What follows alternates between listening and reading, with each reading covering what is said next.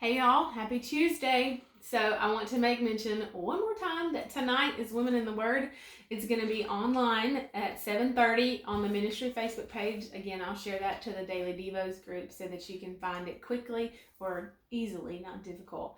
So I hope you'll join us. You know, the presence of the Lord, He's always just so intimate with us in those Women in the Word. So it is online tonight. Next month, I'm shooting for in person. I know I said that this month, but I had to move some things around and it's not going to happen in person, but we are going to be live face to face through camera, through Facebook.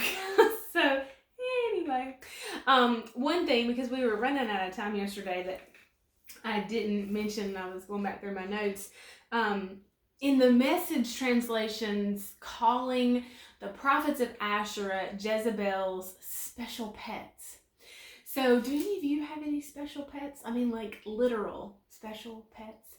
And think about this even in today's terms, or especially in today's terms. So, we already know, sitting at the king's table, special invitation, close relationship, high value, high regard. Okay, but do you know that the pet industry is a multi-billion-dollar industry? So, if you go, into Walmart or Target or PetSmart or PetSense or there's another one. It's not PetSmart, but it's the other pet store. Petco, Chewy.com now, where it's only okay. So the pet industry is multi-billion-dollar a year industry, and if you can think it up for a person, they have it for the animal, for the pets, for our dogs. And so there are some animals that are treated better than people or better than people's kids, and to each their own. But I want you to take that concept of these special pets and the treatment that people give their pets. Treat literally, they become one of the family. Become one of the family, y'all. That is intimate relationship. That is familiarity. That is high regard, and that's what Israel did to Baals and Asherah in the face of God. This, I don't really know that I talked about this in Daily Devos, and if I did, I apologize, but it breaks my heart so. Asherah in scripture is sometimes translated as a grove. And so from what I have read and from what I can pull apart, in this city, right, the capital city in Israel, they would have these groves of trees. They would have a grove of trees or poles, and that was right beside the altar. So the grove, the Asherah, the shrine, the temple to this whore of Baal. And, we don't like to really think about the twisted, wicked things that happen at the altar. Child sacrifices, all kinds of sexual immorality. The reality is that those things are real and they did happen and they do still happen.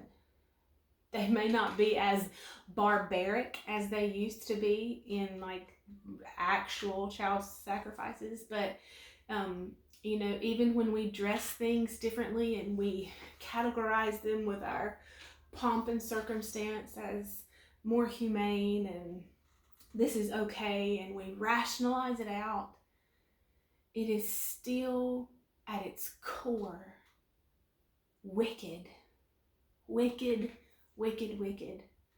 So, imagine or not, but the solemn truth about it is these shrines to Asherah, these groves, these trees or poles, were right beside the altar.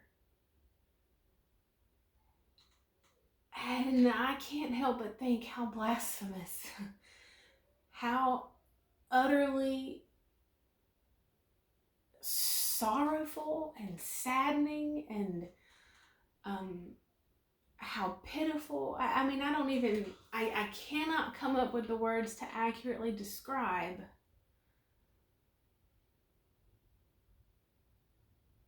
the emotion that I have of, we've done this, we have this garbage, this demonic thing next to the altar.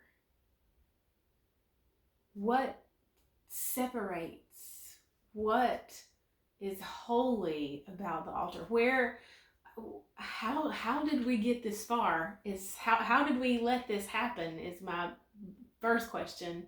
And I'm really jumping ahead to where I'm headed at the end of the week, but I think it's important to know how culture and how the government of Israel had really tried to bring in these, all the message calls them local gods, these Asherahs and these Baals, which adds a whole different dimension to it of, local gods, regional gods. This is what we do here. This is what we do here. This is what we do here.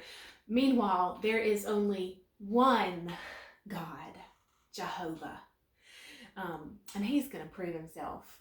He proved himself then. He's going to prove himself now. All right, y'all.